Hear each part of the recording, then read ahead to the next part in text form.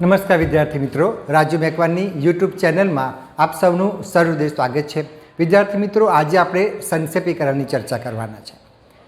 સંક્ષેપીકરણ મિત્રો ધોરણ 9, 10, 11, 12, ધોરણ 8માં પૂછાય છે અને તમે જો કોલેજ કક્ષાએ ગુજરાતી વિષય રાખો તો એમાં પણ પૂછવામાં આવે છે। વિદ્યાર્થી મિત્રો, સંક્ષેપીકરણ એકદમ સરળ છે। પરીક્ષામાં આ પ્રશ્ન પૂછાય તો તમારે ક્યારેય છોડવાનો નથી, તમારે એનો જવાબ લખવાનો છે। એકદમ સરળ છે। આ વિડીયો તમે ધ્યાનથી જોશો એટલે તમને આવડી જશે। હવે તમે જ્યારે સંક્ષેપીકરણનો જવાબ લખવાની શરૂઆત કરો છો ત્યારે સૌપ્રથમ તમારે તમારો આખો જે પેરેગ્રાફ છે ધ્યાનથી વાંચવાનો છે। તમે પહેલી વખત ધ્યાનથી વાંચશો એટલે તમને ખ્યાલ આવશે કે સર્જકે આમાં કઈ બાબત પર ચર્ચા કરી છે, કઈ બાબત પર લખાણ લખ્યું છે। પછી તમે એક પેરેગ્રાફ ધ્યાનથી વાંચો એટલે તમને ખ્યાલ આવશે કે આમાં કઈ બાબત અગત્યની છે અને અગત્યની બાબત સમજવા માટે સર્જકે બીજી કઈ બાબતનું લખાણ લખ્યું છે અથવા બીજા કયા દ્રષ્ટાંતો આપ્યા છે। હવે તમે જ્યારે જવાબ લખો છો ત્યારે એ અગત્યની બાબતોને ધ્યાનમાં રાખીને જ જવાબ લખવાનો છે। જે દ્રષ્ટાંતો આપ્યા હોય એનો આપણે ઉપયોગ કરવાનો નથી। માનો કે તમે કોઈ હિન્દી પિક્ચર જોવા જાઓ તો આખું પિક્ચર જે છે ને એ તમારો પ્રશ્ન છે અને માત્ર ટ્રેલર જે છે ને એ તમારો જવાબ છે। આ ખાસ યાદ રાખજો, બરાબર। હવે આપણે પેરેગ્રાફ જોઈએ એટલે તમને ખ્યાલ આવશે કે આપણે સંક્ષેપીકરણ કેવી રીતે કરી શકીએ। પરીક્ષામાં પ્રશ્ન પૂછાય છે, નીચેના ગદ્યખંડને 1/3 ભાગમાં સંક્ષેપ કરી તેને યોગ્ય શીર્ષક આપો। મિત્રો, શીર્ષક આપવું અગત્યનું છે। શીર્ષકના પણ પરીક્ષામાં ગુણ હોય છે। હવે આપણે જોઈએ, કૃષ્ણની મા યશોદા શ્રેષ્ઠ શિક્ષિકા હતી। તેણે માટી ખાતા શ્રી કૃષ્ણનું મોં ખોલાવ્યું। વિરાટ બ્રહ્માંડના દર્શન થયા। મારી તમારી સામે ભણતા દરેક બાળકનું મોઢું ખોલાવીએ તો આપણને પણ વિરાટ દર્શન થાય। એ માટે યશોદાના પ્રેમ અને બુદ્ધિ જોઈએ। દરેક બાળકમાં વિરાટ શક્તિઓ છે, તે બહાર લાવવાનું કાર્ય શિક્ષકે કરવાનું છે। દરેક બાળક શક્તિનો પુંજ છે। દરેક બાળક બીજ છે। દરેક બીજમાં ઉગવાની તમન્ના હોય છે। બાળકની દૃષ્ટિમાં તેવી સૃષ્ટિની જરૂર છે જે તેની સૃષ્ટિ ખીલવી શકે। આ પેરેગ્રાફના સર્જક છે મોરારી બાપુ।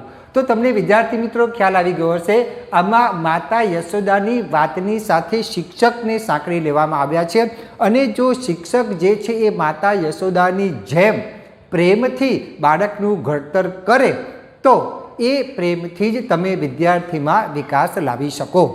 તો આપણે એનો જવાબ જોઈએ। શિક્ષક યશોદા માતા બની વિદ્યાર્થીમાં પડેલી શક્તિને ઓળખે તો દરેક બાળકની શક્તિનો યોગ્ય વિકાસ થાય। બાળકમાં પડેલા બીજને શિક્ષકનું પ્રેમરૂપી પાણી મળે તો વિરાટ વૃક્ષ બની શકે। હવે આપણે એનું યોગ્ય શીર્ષક જોઈએ તો બાળકની વાત કરવામાં આવી છે ને બાળકમાં શક્તિ ખૂબ જ પ્રમાણમાં પડેલી છે। તો આપણે એનું શીર્ષક આપવું હોય તો આ રીતે આપી શકાય, શક્તિનો પુંજ બાળક। આ એનું યોગ્ય શીર્ષક છે, શક્તિનો પુંજ બાળક, બરાબર। તો વિદ્યાર્થી મિત્રો તમે જોઈ શકો છો કે આખા જવાબની અંદર જે બાબતો આમાં આપેલી છે એ બધી જ બાબતોનો અર્ક, જેનો રસ કહી શકાય, બરાબર, એ આમાં આપેલી છે। આમાં જે બીજું બધું સમજૂતી આપવામાં આવી છે કે ભાઈ યશોદા માતાનું મોઢું ખોલાવ્યું અને એમાં બ્રહ્માંડનું દર્શન કર્યું, એનો આપણે આમાં ઉલ્લેખ કરેલો નથી। કારણ કે સર્જકે જે છે એ આપણને સમજાવ્યું છે, એ દ્રષ્ટાંત આપીને સમજાવ્યું છે કે માતા યશોદા કેવી રીતે શિક્ષકની ભૂમિકામાં આવે છે અને કેવી રીતે પ્રેમથી શ્રી કૃષ્ણનું ઘડતર કરે છે, એ બાબત આપણને સમજાવ્યું છે, બરાબર। તો એની આપણે ટૂંકમાં અહીંયા રજૂ કર્યું છે। એટલે અહીંયા લખ્યું છે કે શિક્ષક યશોદા માતા બની વિદ્યાર્થીઓમાં પડેલી શક્તિને ઓળખે તો દરેક બાળકની શક્તિનો યોગ્ય વિકાસ થાય અને બાળકમાં પડેલા બીજને શિક્ષકનું પ્રેમરૂપી પાણી મળે તો વિરાટ વૃક્ષ બની શકે। એટલે કે શિક્ષકે જે છે બાળકને પ્રેમથી એ પ્રેમથી જે છે એની ટેકનિકને અનુસરી એને ગમે એ રીતે આપણે એનું ઘડતર કરવાનું છે અને શિક્ષણ આપવાનું છે તો એ બાળકમાં શિક્ષણ આવશે, ઘડતર થશે, સંસ્કારનું સિંચન થશે અને આગળ જતાં તે વિરાટ વૃક્ષ બની જશે। તો આ રીતે વિદ્યાર્થી મિત્રો તમારે જવાબ લખવાનો છે। વિદ્યાર્થી મિત્રો ખાસ યાદ રાખો કે સંક્ષેપીકરણ ક્યારેય કોઈનું ખોટું પડતું નથી, બરાબર, કારણ કે દરેક વ્યક્તિની સમજવાની શક્તિ, દરેક વ્યક્તિના શબ્દોની પસંદગી અલગ અલગ હોય છે. માત્ર એક બાબત તમારે ખાસ યાદ રાખવાની છે કે તમારે જે ભાવાર્થ જે છે ભાવાર્થ બદલાવો ન જોઈએ, આપણું વિષયાંતર ન થવું જોઈએ. બરાબર, એટલે એ બાબત તમારે ખાસ યાદ રાખવાની છે. તો વિદ્યાર્થી મિત્રો, આશા રાખું છું કે આપને વિડીયોમાંથી ઘણી ઉપયોગી માહિતી પ્રાપ્ત થઈ ગઈ હશે. વિદ્યાર્થી મિત્રો, મેં લગભગ 50 થી 60 જેટલા સંક્ષેપિકાના અલગ અલગ પેરેગ્રાફ બનાવીને યુટ્યુબ પર મૂકેલા છે. તમે પ્લે લિસ્ટમાં જઈને જોઈ શકશો. તમે ચેનલને સબસ્ક્રાઈબ કરો, ત્યારબાદ મેં સંક્ષેપિકાનું અલગ પ્લેલિસ્ટ બનાવ્યું છે, એમાં જઈને તમે બધા જ પેરેગ્રાફ જોઈ શકશો. આ રીતે તમે જો પ્રયત્ન કરશો તો માનું છું કે સંક્ષેપિકામાં તમે પૂરેપૂરા માર્ક્સ પ્રાપ્ત કરી શકશો. બરાબર, વિદ્યાર્થી મિત્રો, સંક્ષેપીકરણમાં લખાણ ઓછું છે ને તમે વધારે માર્ક્સ પ્રાપ્ત કરી શકો. એટલા માટે સંક્ષેપીકરણનો પ્રશ્ન જવાબ પરીક્ષામાં આપણે ક્યારેય છોડવાનો નથી. થોડી આપણે મહેનત કરીએ, થોડું આપણે પ્રેક્ટિસ કરીએ તો આપણને સંક્ષેપીકરણ 100% આવડી જશે.